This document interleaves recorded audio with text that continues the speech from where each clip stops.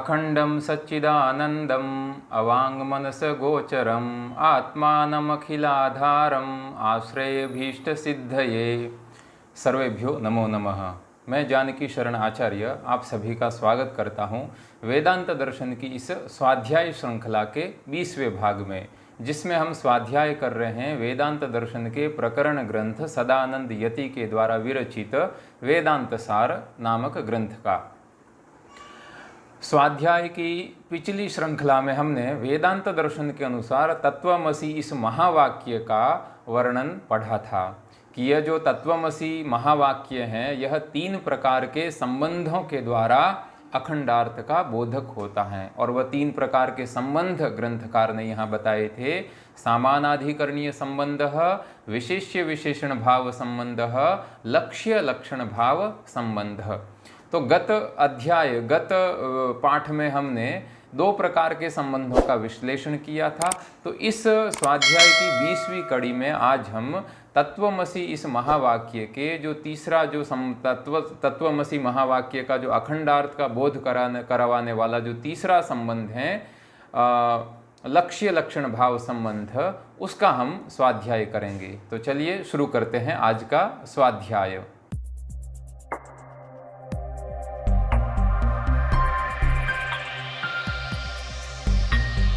तो वेदांत दर्शन में तत्वमसि इस महावाक्य को तत् और त्वम इन दोनों पदों के द्वारा भिन्न अर्थों का बोधक न मानकर, यानी इन दोनों पदों को भिन्न अर्थ का बोधक न मानकर एक अखंड चैतन्य का बोधक माना गया है। और उसमें 2 प्रकार के संबंधों का वर्णन किया कि इन सामानाधिकरणीय संबंध और विशेष्य विशेषण भाव संबंध के द्वारा यह जो तत्वमसि के जो दोनों पद हैं यह एक अखंड चैतन्य का बोध करवाते हैं। उसी प्रकार से एक और संबंध है जिसका नाम है लक्ष्य लक्षण भाव संबंध। इस लक्ष्य लक्षण भाव संबंध के द्वारा भी तत्वमसि के जो तत् और त्वम ये दोनों पद हैं यह भिन्न भिन्न अर्थों का बोध न करवाकर एक अखंड चैतन्य का बोध करवाते हैं। किस प्रकार करवाते हैं तो ग्रंथकार उसका वर्णन यहाँ करते हैं कि लक्ष्य लक्षण संबंधस्तु, यह जो लक्ष्य और लक्षण भाव संबंध है यह किस प्रकार से है तो कहा यथा तत्रैव। यथा तत्रैव का अर्थ है जो पहले उदाहरण दिया था, कौन सा, सोयम देवदत्तः, इसमें जो सह अयम देवदत्तः। तो सोयम देवदत्त इस वाक्य में जैसे कहा कि स शब्द अयम शब्दयोः तदर्थयोर्वा विरुद्ध तत्काल एतत्काल विशिष्टत्व परित्यागेन अविरुद्ध देवदत्तेन सह लक्ष्य लक्षण भाव संबंधः। कहा कि सोयम देवदत्त इस वाक्य में जैसे सह और अयम इन दोनों शब्दों का अथवा इन दोनों शब्दों के अर्थों का, तो सह शब्द का अर्थ है तत्काल विशिष्ट और अयम शब्द का अर्थ है एतत्काल एतद्देश विशिष्ट। और वह विशिष्ट कौन है, देवदत्त है। सोयम देवदत्त में देवदत्त का नाम ग्रहण है।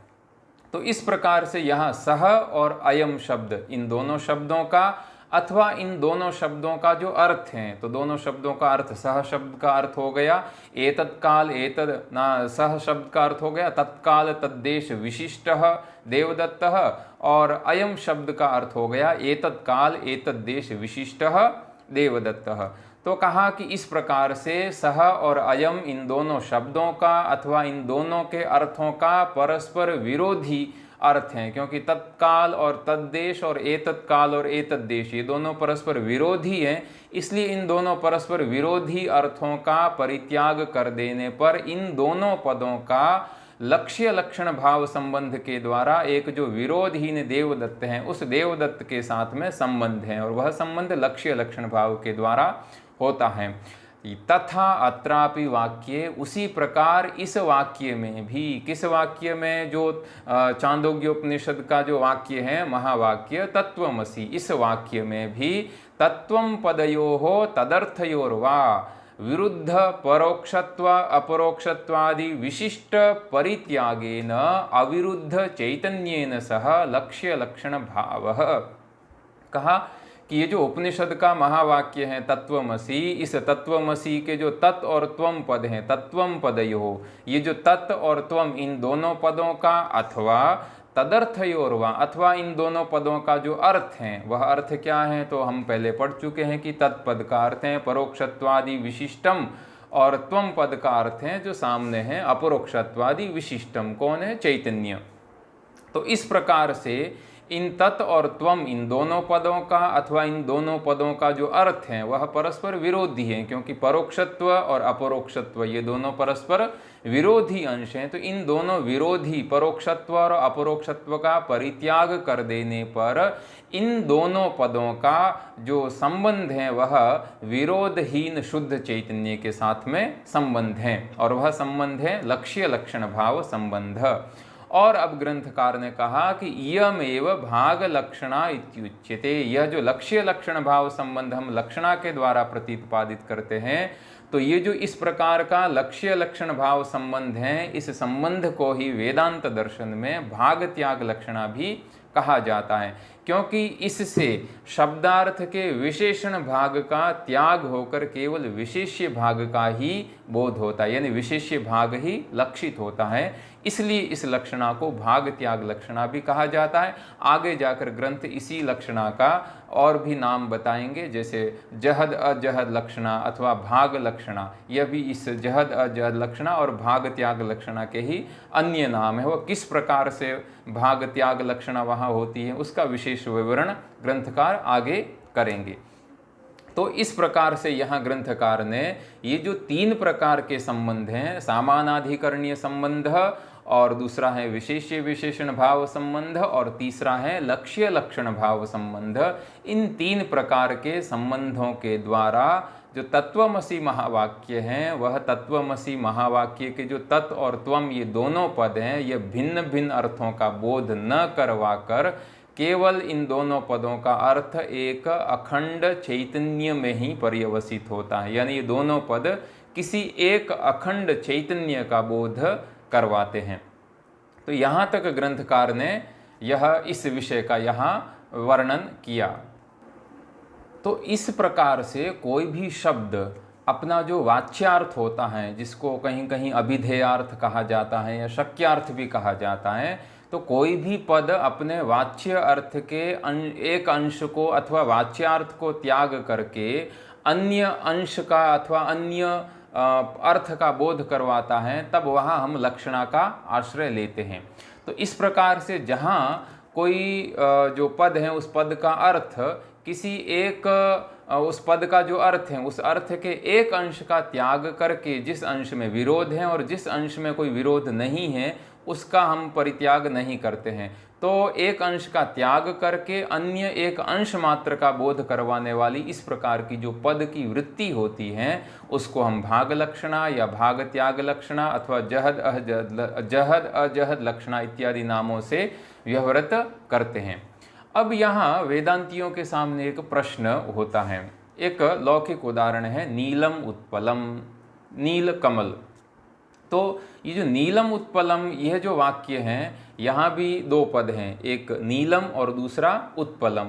तो यहाँ प्रश्न यह होता है कि नीलम उत्पलम इस वाक्य से जैसे एक अर्थ का बोध होता है, वैसे ही अर्थ का बोध सोयम देवदत्त इस लौकिक वाक्य से अथवा तत्वमसि इस उपनिषद के वाक्य से भी माना जा सकता है। तो फिर इन सोयम देवदत्त और तत्वमसि इन वाक्यों में भाग त्याग लक्षणा मानने की क्या आवश्यकता है, क्योंकि नीलम उत्पलम यहाँ हम भाग त्याग लक्षणा अथवा कोई लक्षणा नहीं मानते हैं। बिना लक्षणा का आश्रय लिए ही यह जो नीलम उत्पलम वाक्य हैं अपने अर्थ का बोध करवा देता है। उसी प्रकार से तत्वमसि यह भी वाक्य बिना किसी लक्षणा का आश्रय लिए अपने अर्थ का बोध करवा देगा। सोयम देवदत्त यह जो लौकिक वाक्य हैं यह भी अपने अर्थ का बोध लक्षणा के बिना भी करवा सकता है। लक्षणा मानने की क्या आवश्यकता है, इस प्रकार का किसी का प्रश्न है। तो इसी प्रश्न का उत्तर देने के लिए ग्रंथकार ने इस वाक्य खंड का आरंभ किया है, जो इस प्रकार से है कि अस्मिन् वाक्ये, यानी यह जो तत्वमसि इस प्रकार का उपनिषद वाक्य है अथवा सोयम देवदत्त इस प्रकार का जो लौकिक वाक्य है, इस वाक्य में नीलम उत्पलम इति वाक्यवत वाक्यार्थो न संगच्छते। इस वाक्य में जो नीलम उत्पलम इस वाक्य के समान वाक्य का अर्थ संगत नहीं हो सकता है।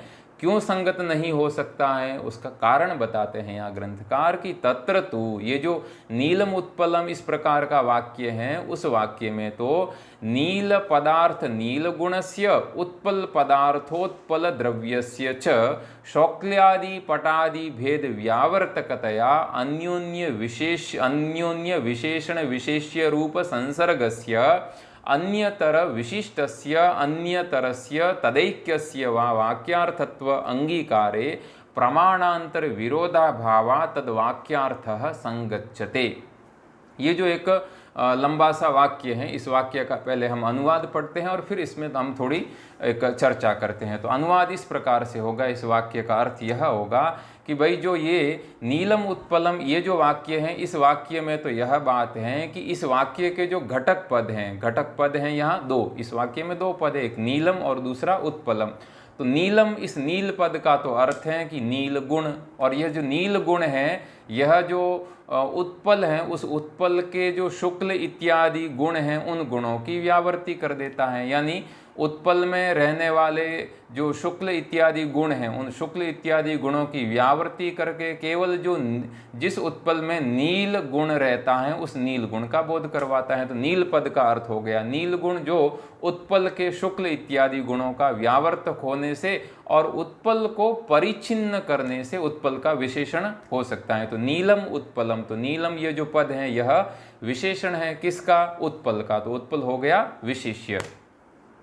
और उत्पल जो शब्द हैं नीलम उत्पलम, यहाँ तो उत्पल शब्द का अर्थ है उत्पल द्रव्य, क्योंकि जो गुण है वह गुण हमेशा द्रव्य में रहते हैं, गुण का आश्रय द्रव्य होता है।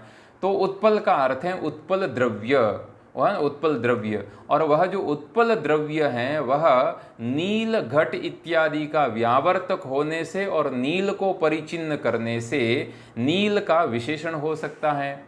तो इसलिए नील और उत्पल इन दोनों का परस्पर विशेष्य विशेषण भाव होता है, इसलिए विशेष्य विशेषण भाव होने से इस वाक्य का अर्थ हो सकता है, नीलम उत्पलम इस वाक्य का अर्थ हो सकता है।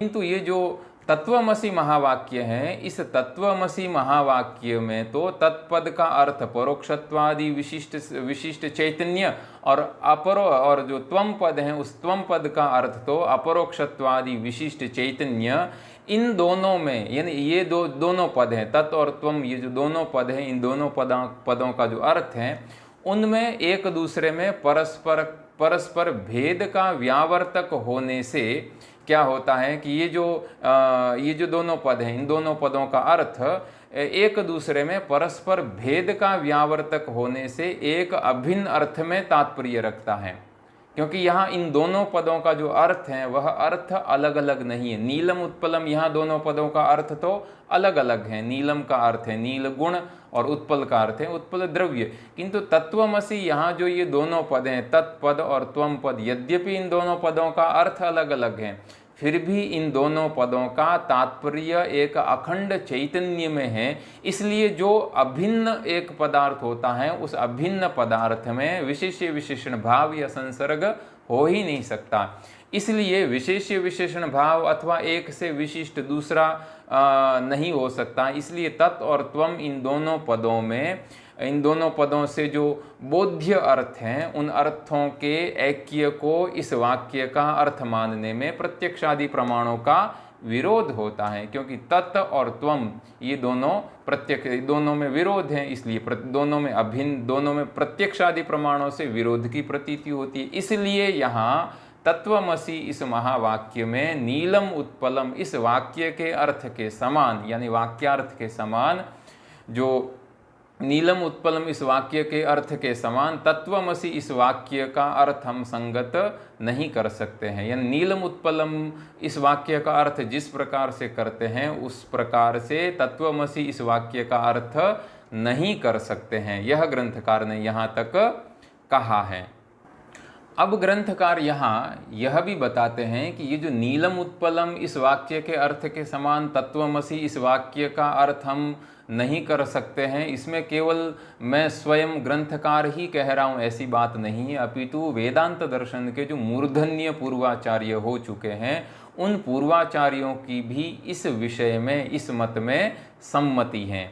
तो कहा कि तदुक्तम, जैसे कि कहा भी गया है। अब ग्रंथकार यहाँ एक उद्धरण देते हैं। यह जो उद्धरण है जो इस प्रकार से है कि संसर्गो वा विशिष्टो वा वाक्यार्थो नात्र सम्मतः अखंडेक रसत्वेन वाक्यार्थो विदुषाम मतः।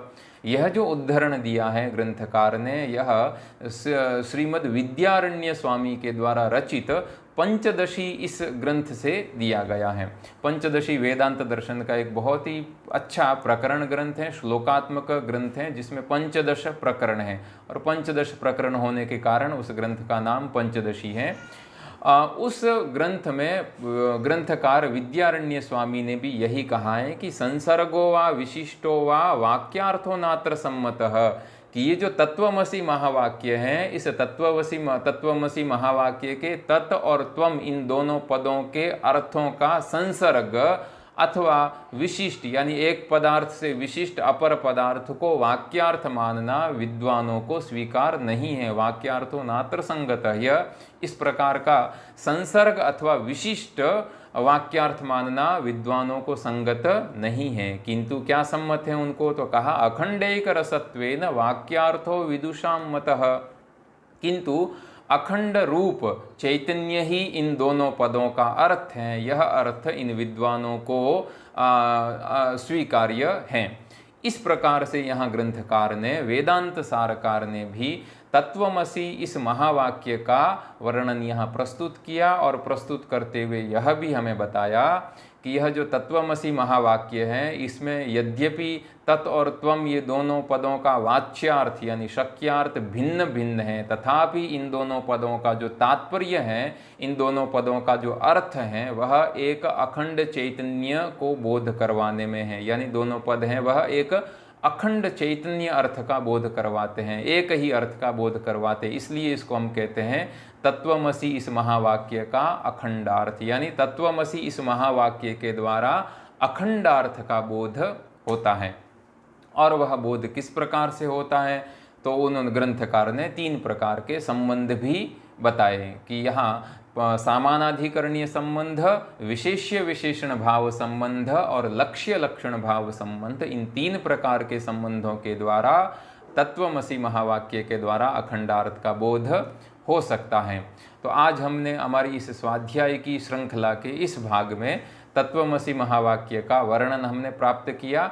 अब ये जो ग्रंथकार ने कहा था कि जो तत्वमसि महावाक्य का जो तत्वमसि महावाक्य के द्वारा जब अखंडार्थ का बोध करवाते हैं, तो वहाँ जो तीसरा संबंध है लक्ष्य लक्षण भाव संबंध, तो वहाँ ग्रंथकार ने लक्षणा कही थी, एक भाग त्याग लक्षणा। तो ये लक्षणा क्या होती है, ये पद लक्षणावृत्ति क्या है पद की, लक्षणा के कितने भेद हैं और वेदांत दर्शन के अनुसार लक्षणा के कितने भेद हैं, और तत्वमसि इस महावाक्य में ये जो भाग त्याग लक्षणा कही गई है, यह किस प्रकार से यहाँ क्रियान्वित होती है, इन सब विषयों का स्वाध्याय हम अपने इस स्वाध्याय की अगली श्रृंखला में करेंगे। आज हम इस पाठ का यहीं विराम करते हैं। आप सभी इस स्वाध्याय की श्रृंखला में जुड़े हुए हैं, आप सभी का फिर से धन्यवाद करते हुए मैं यहीं विराम देता हूँ। नमो नमः सर्वेभ्यः।